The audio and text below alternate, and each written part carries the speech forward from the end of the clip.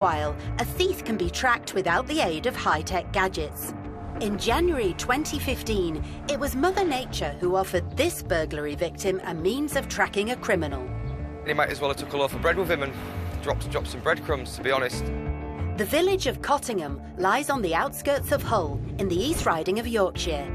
Aaron Wilkinson lives here with his partner Kirsty, their 2 children and their various pets. This area is a good area. It's really quiet, this street as well. A few families, but mostly retirees. Unfortunately for this quiet community, there was a burglar on the prowl. With Kirsty and the children asleep and Aaron dozing on the settee, he had no idea he'd made a schoolboy error. I never locked the door, and that was where it all went wrong. None of them realised that their home was now vulnerable to a burglary. By the time Betty the dog raised the alarm, it was all over. I actually woke up because of the dog yapping. So I said, quiet, you know. But then she actually wouldn't. She was actually, no, you know, so she was trying to tell me something. And as I opened the door, I could see my kitchen cupboards open and stuff, and the front door was slightly ajar. I thought, there's something going on here. Aaron come upstairs to wake me up and said, well, asked me if I'd gone outside, and I thought, well, no, it's 5:30 in the morning, I ain't gone anywhere. And then he just told me all the kitchen cupboards was open. First thing, obviously, you think of, I've been robbed. A stranger was downstairs rooting about in my house while me and my children was fast asleep upstairs. It's just unnerving. What if he decided to come upstairs and we was all in bed? There's just so many things that go through your head. Burglaries of this type often leave victims feeling violated, and the emotional effects on a family can be devastating. It can be shattering, you know, for families and for the kids even more so, extremely upsetting. The professionals, so they will case a property, they will look around it, they will see the quality of your locks on your doors and your windows, and if they are lower quality, they'll have a go at getting in.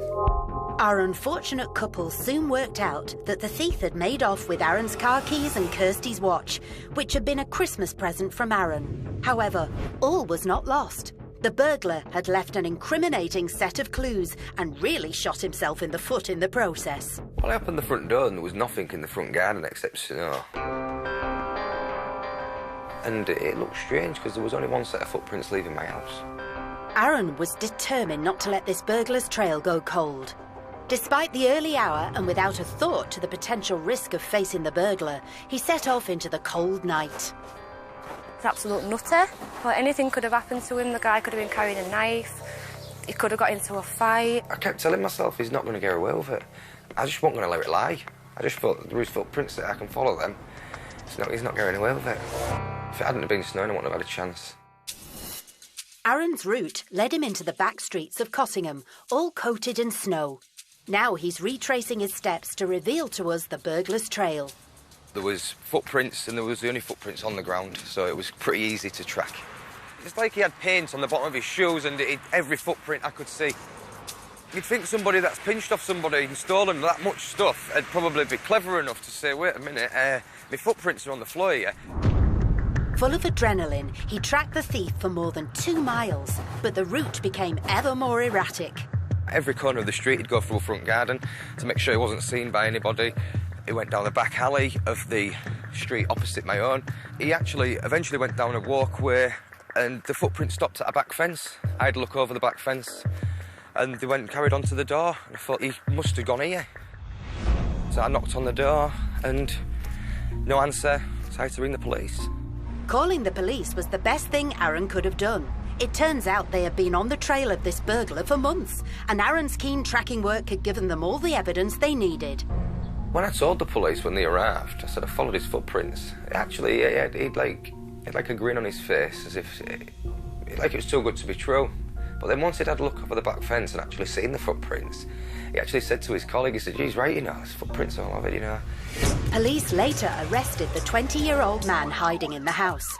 They told Aaron that when they found him, his trousers were still wet from his snowy trek. Not only had he robbed Aaron's home, he admitted to another 30 thefts in the Hull area, during which he had stolen more than £26,000 worth of items. It's funny when you think about it, really, because it says Even now, looking back, at the time I was a bit angry about it, but looking back now, and you think thief caught by footprints in the snow, it's like something out of a cartoon, isn't it? You just don't really hear of it. The thief was convicted and sent to prison for 3 years.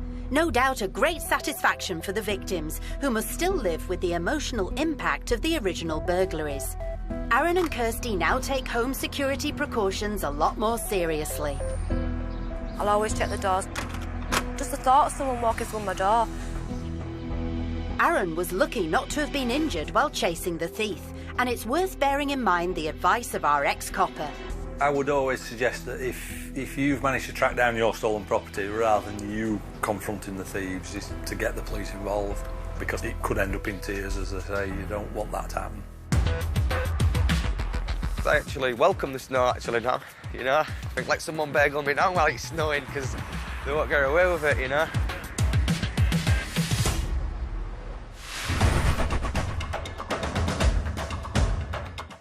And starting Monday at 11:45, it's a new series of Caught Red-Handed. Up next, though, the Blues have their eye on a couple of hip flasks with Bargain Hunt.